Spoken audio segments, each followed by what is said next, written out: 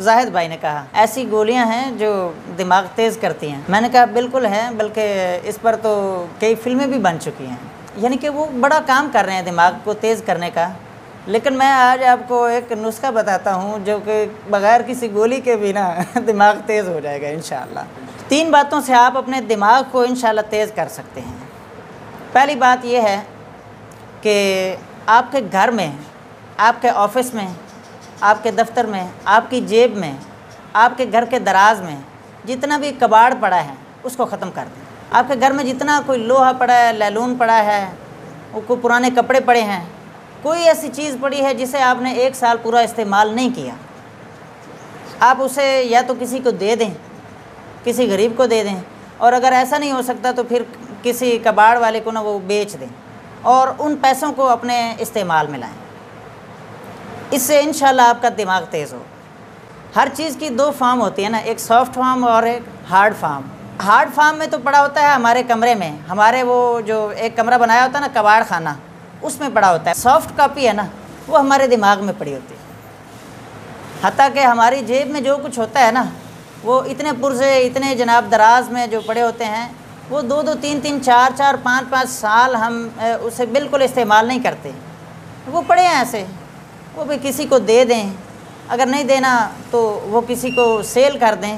آج کل سیل ہو جاتی ہیں چیزیں، اگر کوئی اچھی چیز ہے تو وہ ہم دراز پر یا اس طرح کے آج کل سٹور ہیں ان پر ہم ان کو بیچ سکتے ہیں، سیل کر سکتے ہیں۔ یعنی کہ پہلی بات یہ ہے کہ ہمارے گھر میں کوئی بھی کسی بھی قسم کا کباڑ پڑا ہے جو آپ کی ضرورت کا نہیں ہے، آپ اسے بیچ دیں، دے دیں، کسی کو بطور تحفہ دے دیں۔ اس سے انشاءاللہ آپ کا دماغ تیز ہوگا اور آپ کی تخلیقی صلاحیتیں بڑھیں گی۔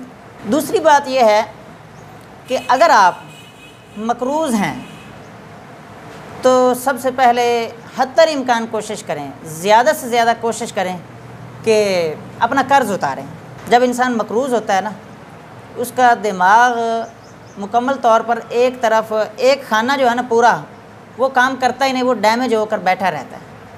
وہ اسی وقت کام کرتا ہے جب آپ کسی کے مقروض نہ ہوں۔ خصوصیت کے ساتھ جو پیسوں والا قرضہ ہے نا، یہ تو آپ ضرور اتاریں۔ خدا نخواستہ کسی بینک میں سے سود لیا ہوا ہے یا ایسی کوئی بات ہے، وہ تو بہت زیادہ ضروری ہے، وہ تو اس کے ساتھ تو پھر جرم بھی شامل ہو جاتا ہے نا۔ زندگی ہے، معاشرہ ہے، چلنا ہے۔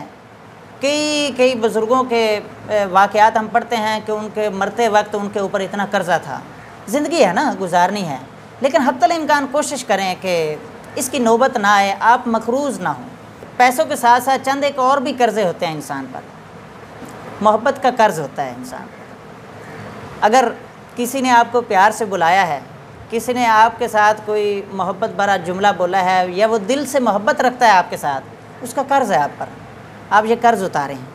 اگر کوئی آپ کو تحفہ دیتا ہے، مفت میں کچھ دیتا ہے یا مفت میں کوئی چیز بات بتاتا ہے، تو یہ بھی ایک قسم کا قرض ہے، یہ اتار دیں آپ۔ اسی طرح کوئی بندہ احسان کرتا ہے، کوئی بندہ آپ کی مدد کرتا ہے، اور وہ مدد اللہ واسطے کر رہا ہوتا ہے، لیکن اس کے باوجود بھی وہ ایک قرض ہوتا ہے آپ پر، آپ اسے ضرور اتاریں۔ ہمارے ماں باپ کا کتنا قرض ہے ہم پر، ہم ان کے بہت زیادہ مقروض ہیں، وہ قرض ہم اتاریں۔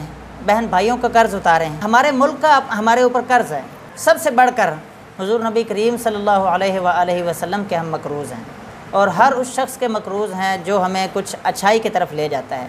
تو اس قرض کو ہم اتاریں، اس سے انشاءاللہ کیا ہوگا، ہمارا دماغ تیز ہوگا۔ تیسری بات کہ آپ اپنے دماغ کو تیز کر سکتے ہیں اور اپنی تخلیقی صلاحیتوں کو بڑھا سکتے ہیں، وہ یہ ہے کہ اگر آپ کسی سے ناراض ہیں، اس کو معاف کر دیں۔ آپ رات سونے سے پہلے اس کو معاف کر کے سوئیں۔ جب آپ سو رہے ہوں تو آپ کے دماغ میں کسی کی بھی ناراضگی نہ ہو۔